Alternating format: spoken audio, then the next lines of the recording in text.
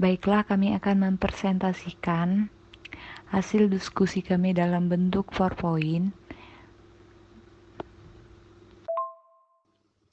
Etika bisnis Islam, bisnis modern dalam perspektif Islam. A. Model bisnis modern. Untuk melihat relevansi dan implementasi etika bisnis dalam dunia bisnis secara berurutan berikut akan dipaparkan 4 hal mengenai 1. Hubungan produsen dan konsumen yang meliputi kualitas produk, harga dan iklan.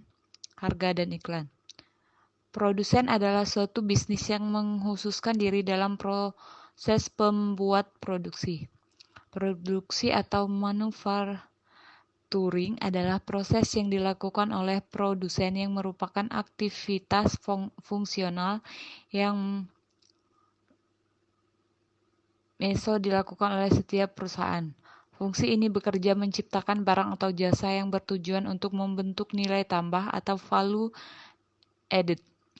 Secara filosofis, aktivitas produksi meliputi beberapa hal sebagai berikut. Produk apa yang dibuat, mengapa dibuat, kapan dibuat, untuk apa dibuat, bagaimana memproduksi, berapa kuantitas yang dibuat. 2. Pasar bebas. Pasar bebas merupakan perkembangan dari pasar lokal dan nasional yang tidak mengenal keterbatasan wilayah tertentu. Pasar bebas merupakan akibat logis dari era globalisasi. Dalam pasar bebas, suatu komoditas tidak hanya terbatas berasal dari wilayah sekitar, tetapi serta-merta bisa datang dari wilayah-wilayah yang jauh jangkauannya. Kata kunci pasar bebas adalah efisiensi. Dalam perspektif ekonomi Islam, istilah pasar bebas tidak digunakan tetapi menggunakan istilah pasar sempurna. 3. Tanggung jawab sosial perusahaan dan good corporate governance atau GCG. Tanggung jawab sosial perusahaan merupakan tema yang berkembang dalam dunia bisnis. Dalam konteks perusahaan terdapat 3 pandangan mengenai tanggung jawab sosial perusahaan. 1. Para manajer secara jujur memfokuskan bagi kepentingan perusahaan. 2. Para manajer mempunyai tugas untuk menyeimbangkan kepentingan pokok dari para pelaku perusahaan.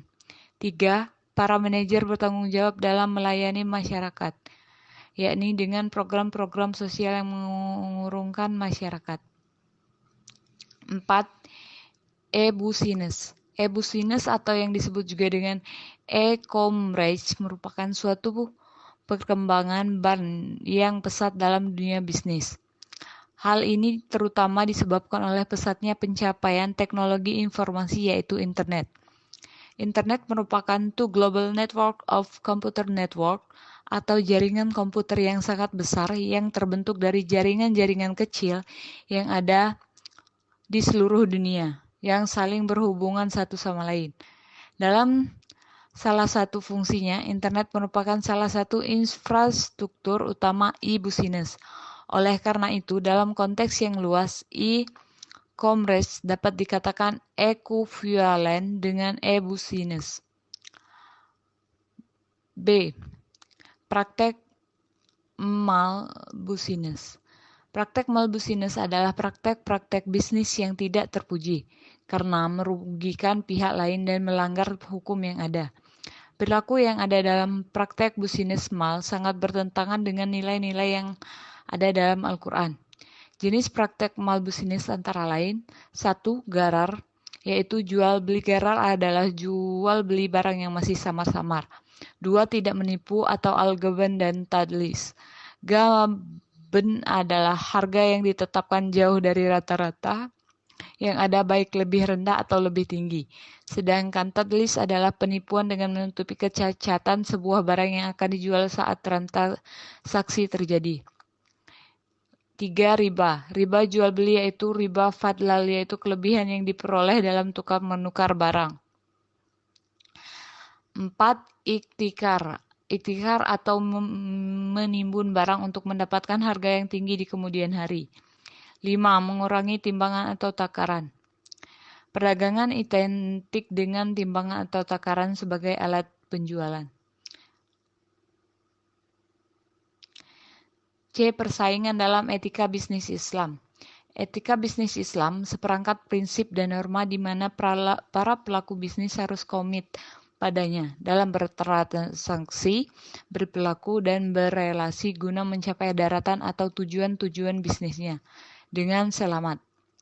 1. Persaingan usaha dalam ajaran Islam. Kebanyakan dari kita di dalam bisnis mempunyai satu misi terkait dengan rencana-rencana.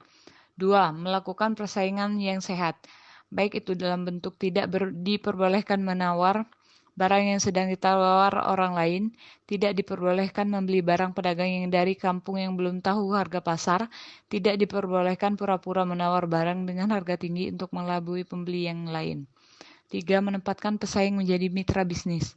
Pelaku bisnis yang baik adalah mereka yang selalu ikhlas memberi semangat dan kehangatan terhadap mitra bisnis dan karyawan dan konsumennya. 4. Menawarkan barang dan jasa yang berkualitas. Salah satu mimpi besar konsumen adalah membeli barang yang berkualitas dengan harga yang terjangkau. Baiklah, itu saja presentasi dari kami. Terima kasih. Wassalamualaikum warahmatullahi wabarakatuh.